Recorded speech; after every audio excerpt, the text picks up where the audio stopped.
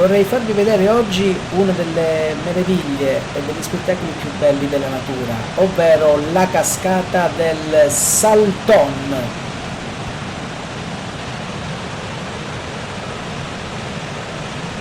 La cascata del Salton nei pressi di Lamon, in provincia di Belluno. Logicamente la strada da percorrere si inizia a San Donato.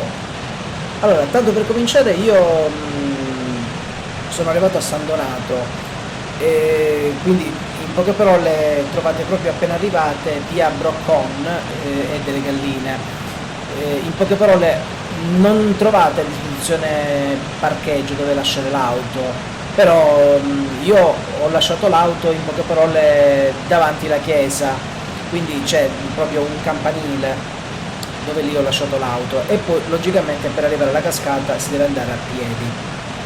Bene, la cascata del Salton è un gioiello nascosto nel cuore delle Prealpi, al confine tra Trentino e Bellunese. Il torrente Senaiga compie uno spettacolare salto di 30 metri, facendosi strada in un anfiteatro naturale di roccia. La scenografia è paradisiaca e lascia senza parole. A fondovalle l'ambiente è fiabesco e l'acqua scorre cristallina e vivace tra le alte pareti della Forza, con tonalità che vanno dal celeste al turchese. Il muschio avvolge pietre e interi alberi, rendendo l'ambiente fatato e quasi surreale. Per arrivare alla cascata del Salton si percorre il sentiero, che è ripido, che scende comunque deciso a fondovalle dalla località di Molin de Sot.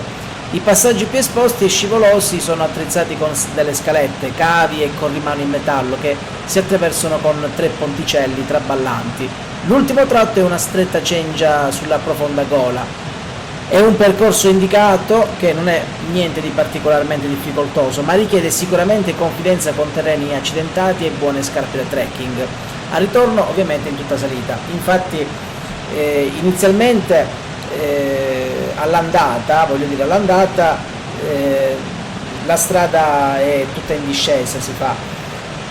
Poi logicamente la prima tappa, appena si lascia San Donato, c'è una bella fontana e poi si inizia il sentiero, dove poi si percorre, si trovano delle case abbandonate, dove c'è anche una prima panchina dove si può fare una piccola sosta. Superata la panchina con la tettoia, ci sono le indicazioni poi per andare alla cascata del Salton e là richiedono delle raccomandazioni, che infatti c'è scritto che il percorso è fatto per escursionisti esperti, ma soprattutto ci vuole scarpe da trekking, come dicevo, e anche possibilmente dei bastoni. Quindi il percorso come dicevo è abbastanza impegnativo, non tanto difficile perché comunque non ci si perde, quindi ci sono sempre le indicazioni.